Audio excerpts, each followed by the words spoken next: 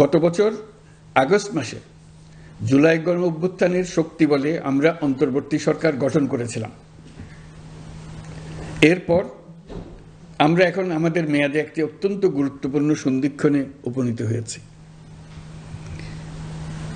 আমাদের সরকারের উপর ন্যস্ত দায়িত্ব ছিল মূলত তিনটি: হত্যাকাণ্ডের বিচার করা, একটি জবাবদিহিমূলক ও কার্যকর গণতান্ত্রিক ব্যবস্থায় উত্তরণের জন্য প্রয়োজনীয় সংস্কারের আয়োজন করা এবং সুষ্ঠু নির্বাচনের মাধ্যমে নির্বাচিত সরকারের কাছে ক্ষমতা হস্তান্তর করা।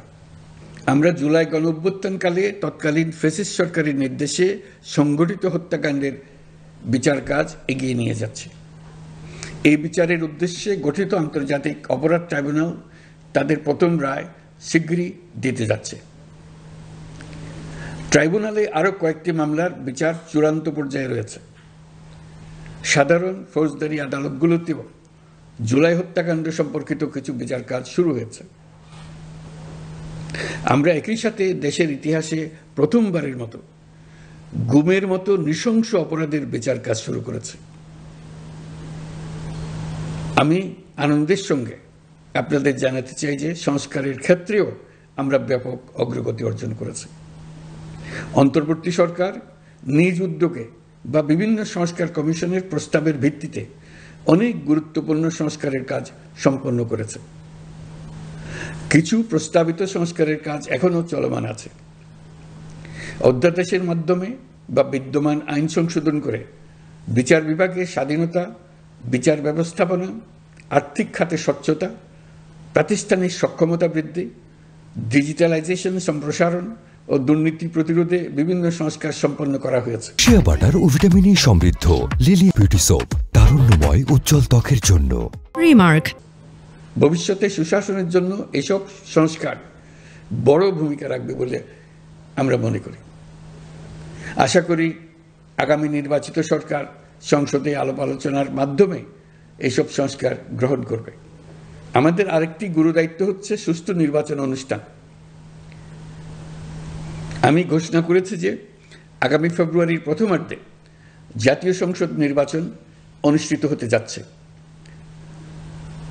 এই নির্বাচন উৎসব মুখর, অংশগ্রহণমূলক ও সুষ্ঠুভাবে অনুষ্ঠানের জন্য আমরা সব প্রস্তুতি গ্রহণ করছি। আমাদের উপর অর্পিত দায়িত্ব আমরা সঠিকভাবে পালন করার জন্য সর্বাত্মক চেষ্টা করে যাচ্ছি। প্রিয় দেশবাসী, রাষ্ট্র কাঠামো সংস্কারের প্রস্তাব তৈরির লক্ষ্যে জাতীয় ঐকমত্য কমিশন নিরলসভাবে গত প্রায় 9 মাস ধরে কাজ করেছে। এই সময় কমিশন জুলাই গণ অভ্যুত্থানে অংশগ্রহণকারী রাজনৈতিক দলের প্রতিনিধিদের সঙ্গে দীর্ঘ আলাপ আলোচনা করেছে। অত্যন্ত সৌহার্দ্যপূর্ণ পরিবেশে ধৈর্য সহকারে রাজনৈতিক দলগুলো কমিশন কর্তৃক উত্থাপিত বিভিন্ন সংস্কার প্রস্তাব নিয়ে যুক্তিতর্ক উপস্থাপন করেছেন। মতের পার্থক্য থাকলেও তা কমিয়ে আনার চেষ্টা করেছেন। অনেক বিষয়ে ঐকমত্যে আসতে পেরেছেন। দেশবাসী সরাসরি সম্প্রচারের মাধ্যমে এই পুরো কার্যক্রম দেখতে পেরেছেন। এটি বাংলাদেশের রাজনীতির ক্ষেত্রে তো বটেই, পৃথিবীর অনেক দেশের জন্য এক অভূতপূর্ব ঘটনা। এটি ভবিষ্যৎ রাজনীতির জন্য আশাব্যঞ্জক। আমি ঐকমত্য কমিশনের সদস্যদের এবং রাজনৈতিক দলগুলোর নেতৃবৃন্দকে গণতান্ত্রিক চর্চার এই অসাধারণ আয়োজনকে সফল করার জন্য আবারও আন্তরিক ধন্যবাদ জানাচ্ছি।